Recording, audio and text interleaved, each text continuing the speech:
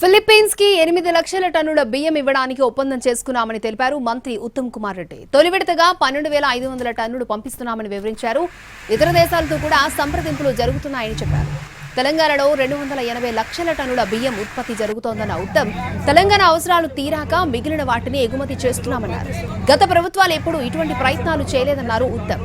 స్వయంగా తానే వెళ్లి ఎగుమతులపై చర్చిస్తానంటున్న ఉత్తమ్తో మా ప్రతినిధి Sai Sudheer face to face.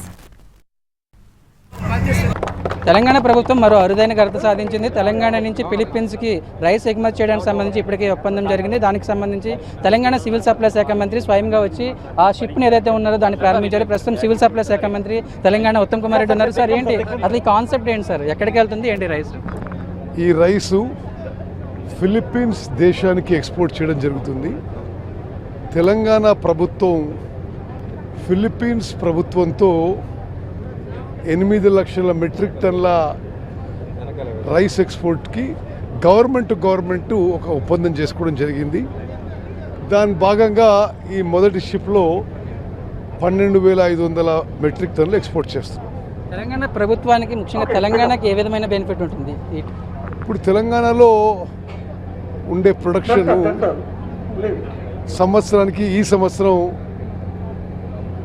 280 లక్షల మెట్రిక్ టన్నులు, అంటే వానాకాలం యాసంగి కలిపి మా రేషన్కి ఉపయోగించుకోను గాను సెంట్రల్ పూల్కి ఇచ్చిన తర్వాత చాలా అదనంగా ధాన్యము బియ్యం మా దగ్గర ఉంది.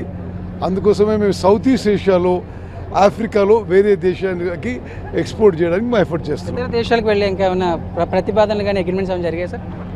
సౌత్ ఈస్ట్ ఏషియా అన్ని దేశాలకు కూడా మేము మా ప్రపోజల్స్ ఇచ్చాం. మేము అగ్రెసివ్గా ప్రయత్నం చేస్తున్నాం.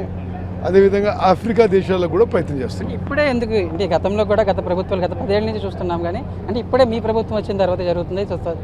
అంటే మరి గత ప్రభుత్వాలు ప్రయత్నం చేసినో చేయలేదనుకుంటా. అదేవిధంగా ఇప్పుడు హైయెస్ట్ ప్యాడీ ప్రొడక్షన్ తెలంగాణలో వస్తుంది. చాలా ఎక్సెస్ ఉంది కాబట్టి అది ఎక్స్పోర్ట్ కోసం మేము నిరంతరం ప్రయత్నం చేస్తున్నాం. పొలిటికల్గా తెలంగాణ క్యాబినెట్ విస్తరణ ఎప్పుడు ఉంటుందంట? నాకు ఐడియా లేదమ్మా. Thank you. సివిల్ సప్లై శాఖ మంత్రి ఉత్తమ్ కుమార్ రెడ్డి స్వయంగా ఫిలిప్పీన్స్ దేశానికి సంబంధించి ఎగుమతులకు సంబంధించి షిప్ను స్వయంగా ప్రారంభించారు.